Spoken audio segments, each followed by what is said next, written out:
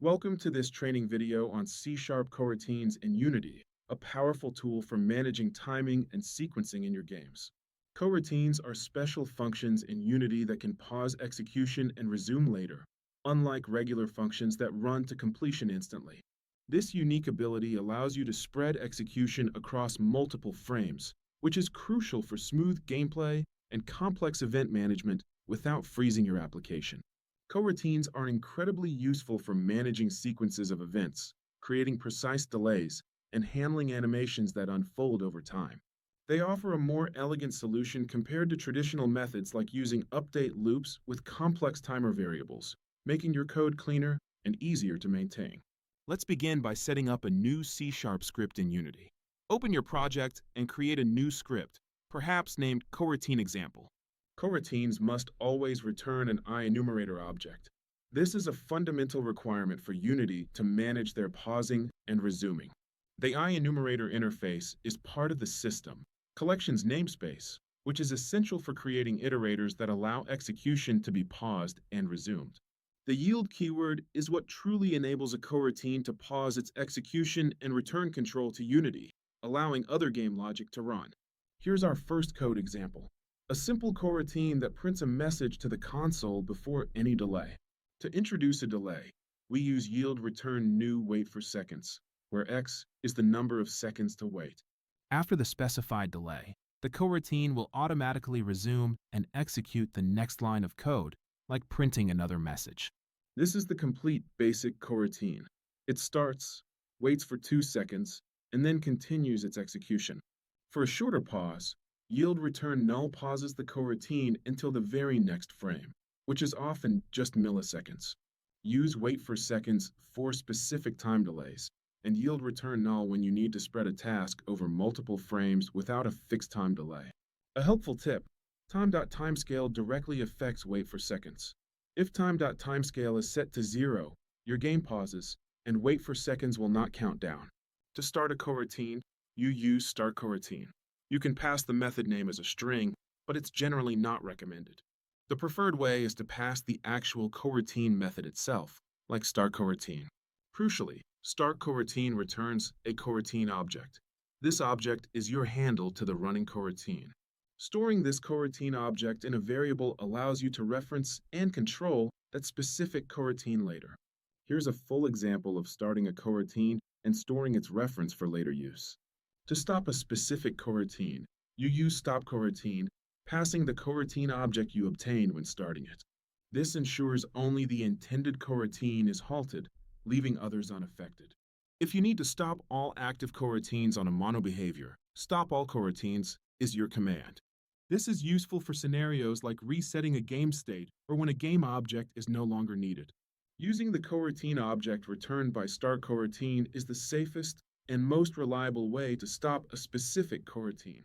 Remember, stop all coroutine stops every coroutine on that monobehavior, so use it with caution to avoid unintended side effects.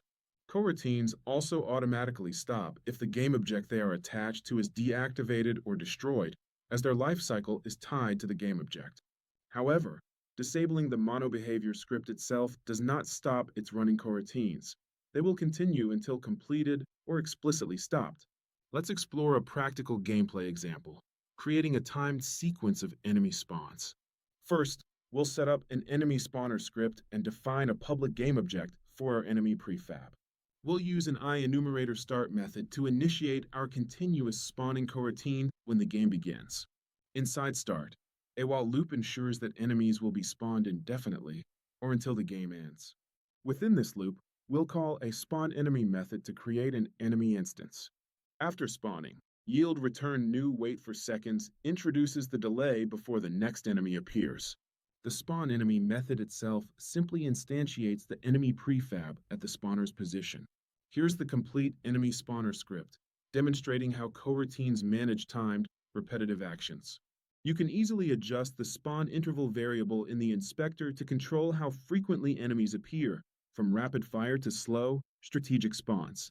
Another common and effective use for coroutines is creating cutscenes, like displaying dialog boxes with time delays.